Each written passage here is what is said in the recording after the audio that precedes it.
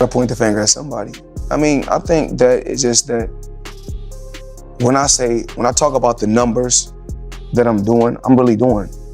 It's not like, you know how the young kids say now, capping, or we used to say fronting, so ain't no future in your fronting, but whatever I talk about is what I've done. How does that guy not pay taxes? How does the people around him, how do the lawyers that I'm sure that he employs, the financial people that are probably running his life, telling him to stop spending $1 million a day, how do they not deal with his taxes? The great thing just about me is that I was able to capitalize off the hate. And it was motivation for me to go out there and work hard. Floyd Mayweather Jr., previously celebrated as the highest earning athlete on the planet, is now dealing with an unexpected financial setback. The vast fortune he accumulated, valued around $750 million and consisting of upscale real estate, luxury automobiles, and a fleet of 3 private jets, has allegedly been frozen or taken under control. Mayweather has said he consulted his attorneys and remains optimistic, explaining that once matters are resolved, he intends to reclaim everything. The retired champion asserts that he owns numerous properties across different countries and believes the disruption is only temporary. Still, emerging reports indicate increasing monetary strain, legal entanglements, and possible poor financial oversight may have triggered the situation. What once stood as a powerful display of extraordinary achievement and dominance is now facing uncertainty.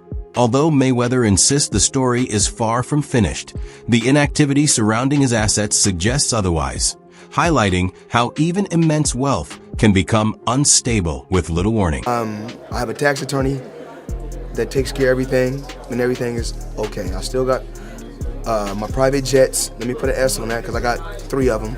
Still got my private jets.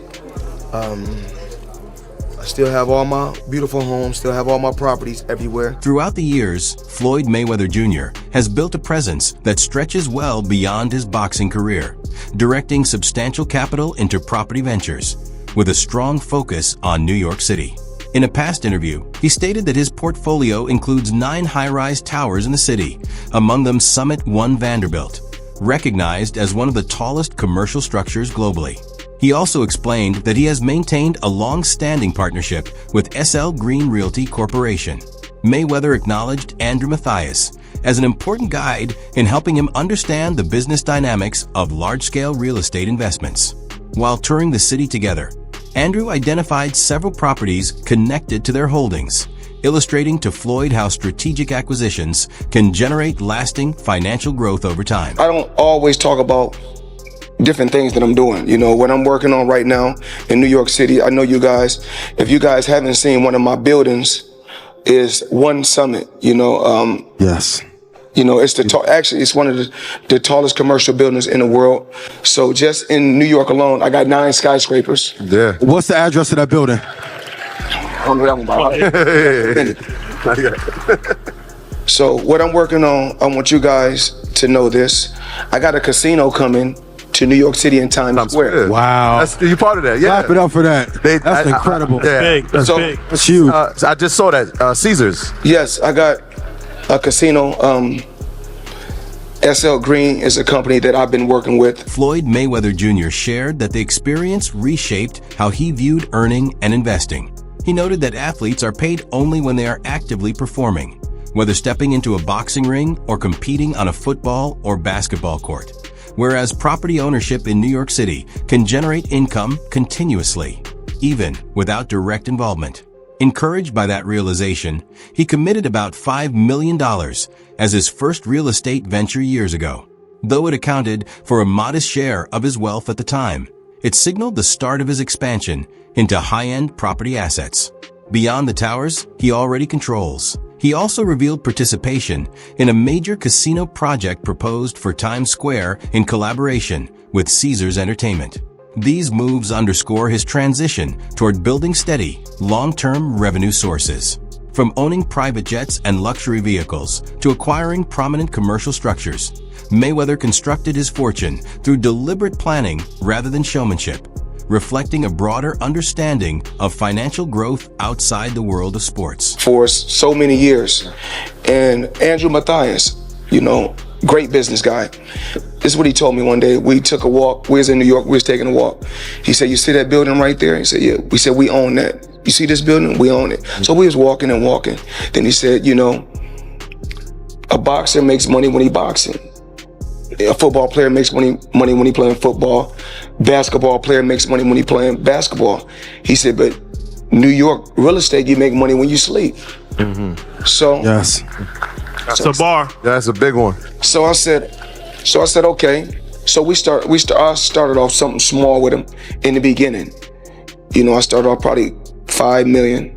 That was just in the beginning. That was years ago. Floyd Mayweather Jr. has further expanded his property holdings with the acquisition of 62 residential units in New York City.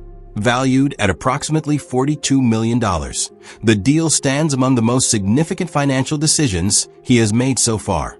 Recognized for his high-visibility lifestyle, he openly showcased aspects of the purchase, along with the introduction of his second private aircraft. These acquisitions extend beyond simple housing investments. They signal a deliberate pivot toward high-value assets designed to generate consistent returns. The magnitude of the transaction indicates a focus on prime areas, likely intended to secure both steady rental revenue and long-term growth in value. Committing tens of millions in a single move reflects substantial confidence in the city's real estate sector. While many former athletes choose conservative paths after retirement, Mayweather continues to attract attention through assertive wealth-building strategies. His display of jets, property holdings, and other assets reinforces not only a luxury image, but also his positioning as an entrepreneur outside the ring. The $42 million transaction represents more than another headline. It underscores his influence within the investment landscape and adds a new milestone to his financial evolution. Floyd Money Mayweather just bought 60 buildings in Manhattan for $402 million. It's one of the largest deals this year, and the purchase is for 60 buildings and over 1,000 affordable housing apartments, making the average cost per unit $402,000. Before this, Floyd already had a massive real estate portfolio of over $200 million, including 9 skyscrapers in New York City. This new deal involving over 60 buildings is located in Upper Manhattan, and all these properties will fall under Article 9 tax exemption, which means as long as 2/3 of the apartments stay affordable housing, they can collect tax breaks for the next 40 years. And even though Floyd just spent $500 million, he just showed off his new $65 million carbon fiber jet. And the wild part is, this is his second plane and small plane. He also owns a massive Gulfstream 650. But his new plane is pretty sweet. It's a 12-seater equipped with everything you can imagine, including gold cup. 50 Cent recently reflected on his former relationship with Floyd Mayweather Jr., describing a challenging phase they experienced. As Mayweather prepared to spend time in jail, he reportedly reached out seeking assistance.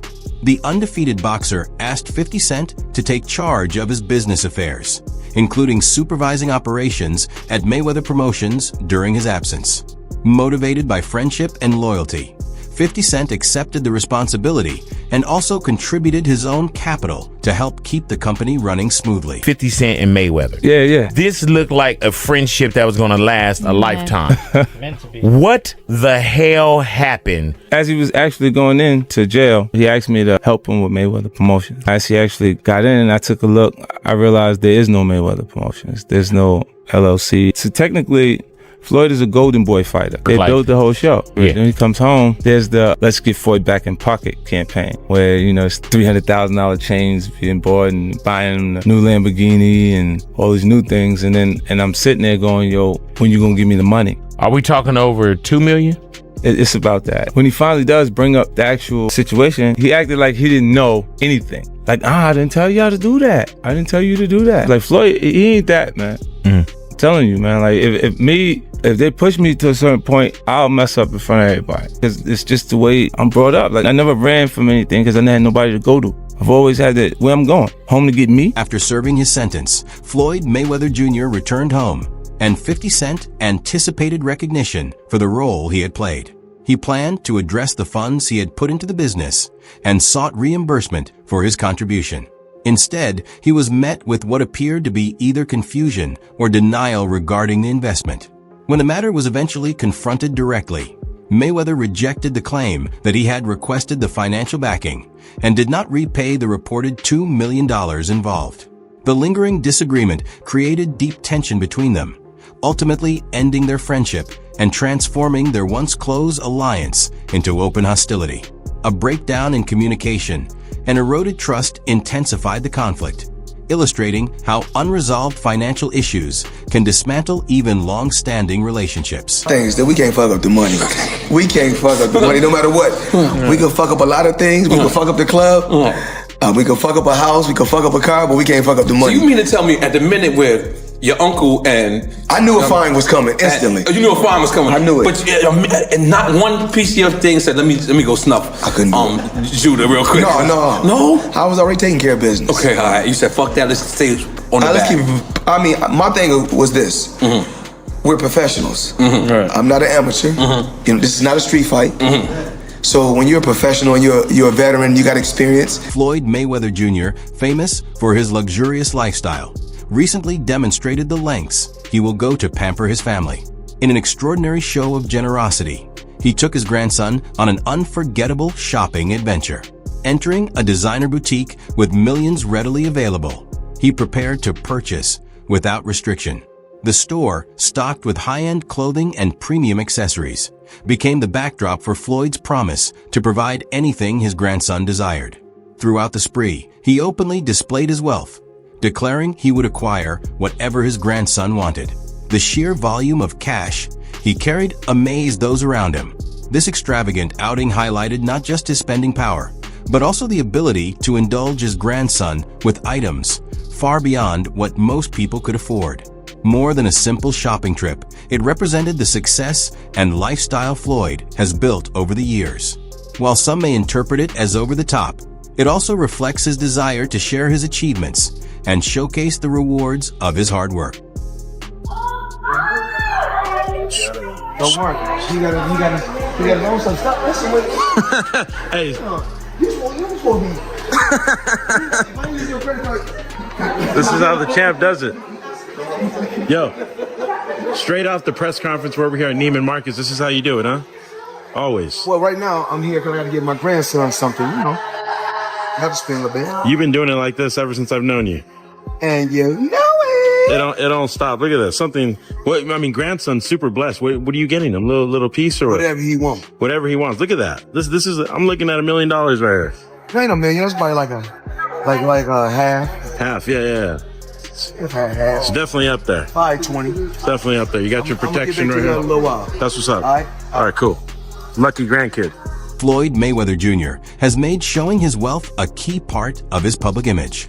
Beyond his luxurious homes and vast collection of expensive cars, he is equally known for his high-end watches and private jets.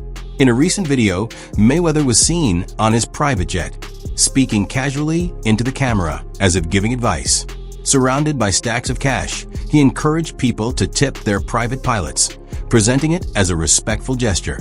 While seeming like a simple reminder, it also highlighted that he tips his pilots thousands of dollars each flight. The scene was filled with extravagance, gold accessories, designer clothing, and a jet symbolizing luxury. This moment emphasized more than generosity. It reinforced his brand as Money Mayweather. The message showed that he operates in a financial class of his own. Though some may see it as excessive or arrogant, for Floyd it reflects the lifestyle he has built and openly displays to the world. Everybody that got their own jet, you always got to tip your pilots no matter what.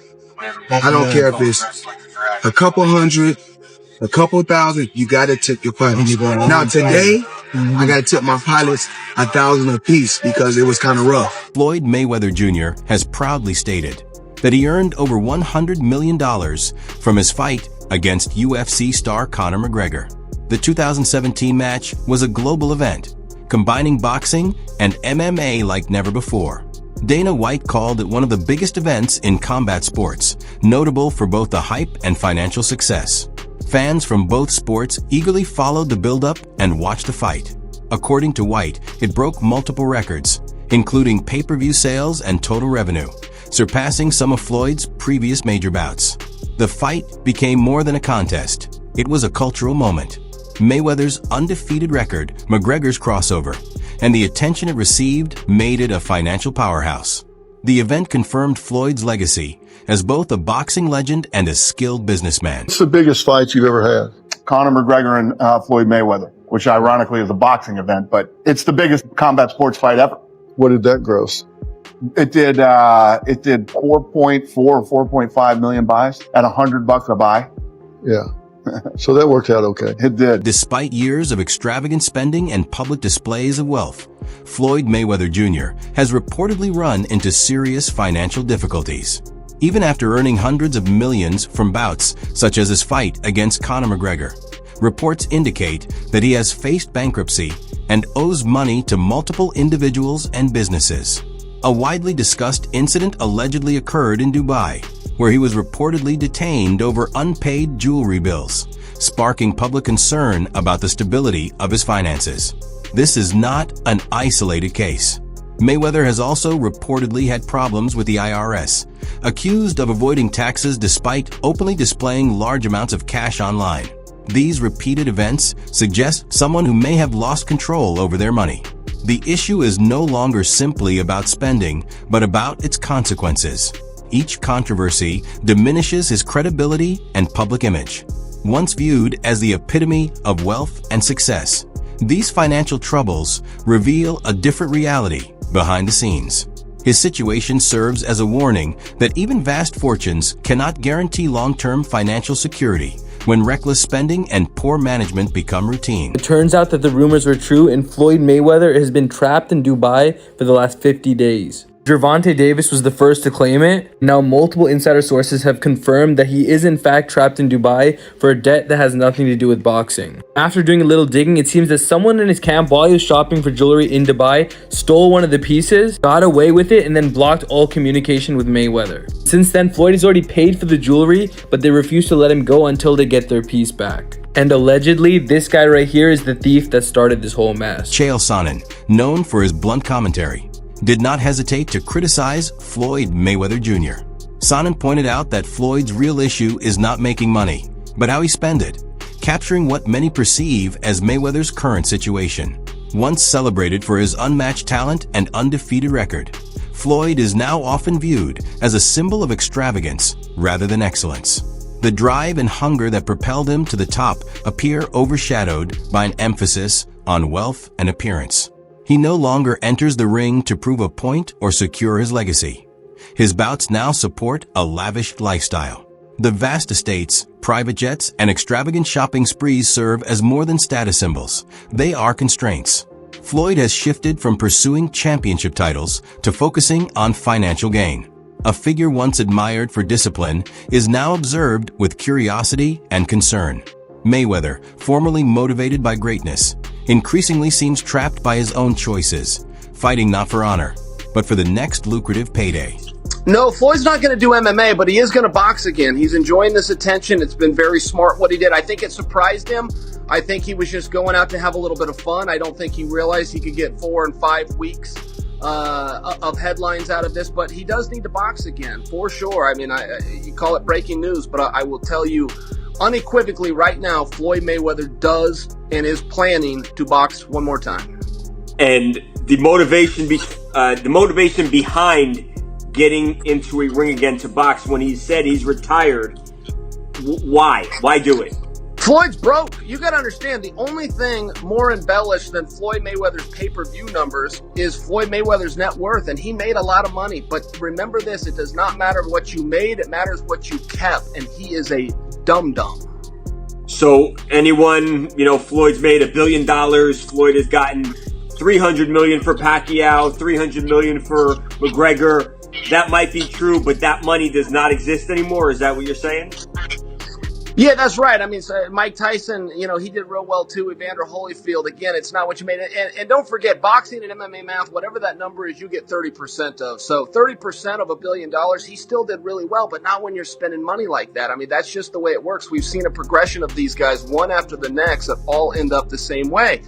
And that's broke, and they're just not smart with their money. And, that's all it comes down to. I'm not even trying to bag on Floyd. Look, he's just not a very bright guy. He's surrounded with even less bright guys. This is the way it works when you're a boxer and you go spend that kind of money. If you ever buy things that cost money to own, you're going to be broke. As Floyd Mayweather's lavish lifestyle and financial troubles became widely known, industry insiders began weighing in.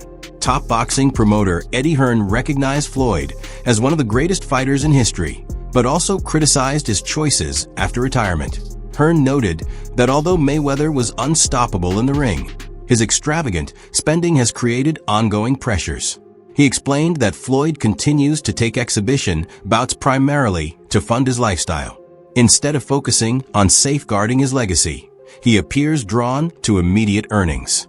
These exhibition matches, often against social media stars or lesser-known opponents, generate millions, but also invite criticism from boxing purists.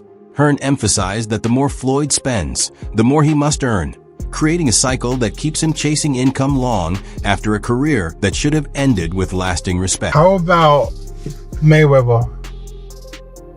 Yeah, I don't know. I mean, I think that Mayweather was unquestionably one of the best ever. But I don't know. I mean, it's difficult to say he's not a true fighter because he fought everybody he could of his era. But he was a different kind of skill set, you know. He was very much hit and don't get hit, which is like the art of boxing. I think sometimes when these guys carry on and they do the exhibitions and all that kind of stuff, it just sort of diminishes the legacy a little bit. Yeah, a little bit. And that's what I feel like it's happened with Mayweather. Why do you think he does those things, though? Do you think for money? I don't think he's got the money he says. That's what I think. You think he still needs the money? I don't think he needs the money. But you know when you got that lifestyle, right? So when you're spending what he's spending, it's a lot of expenses. Floyd Mayweather Jr. did not remain quiet after Eddie Hearn commented on his financial issues. He questioned why Hearn would speak about his money and insisted that he still owns everything: his mansions, luxury cars, private jets, and more. Floyd emphasized that many people simply do not know the full extent of his assets. He used the moment to defend his reputation and show that he continues to live extravagantly. However, despite these efforts, the reality suggests a different picture. While the surface may still display opulence, Floyd's financial situation appears unstable. His ongoing exhibition fights, unpaid obligations, and reports of disputes over money indicate struggles in maintaining his former wealth. No matter how much he tries to project affluence, clear signs point to a declining financial state. What once symbolized ultimate success now serves as a reminder of how quickly it can diminish. So one day, somebody asked you, because you know I don't have social media on my phone. Yeah. So they showed me Eddie. Eddie was like, Floyd Mayweather ain't got no money. That's why he doing exhibition.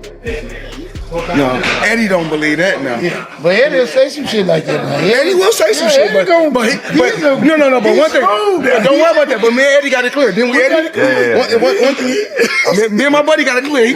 We said as long as it's 10 or 20, no problem. Anything less, can't be less than 10, because then we're struggling for money. I had to show Eddie some of the accounts. Eddie, hold up. Imagine how much money Floyd Mayweather would have made if I was his promoter back in the day. You know what I'm saying? That wraps up today's video. Be sure to stay tuned for the next one.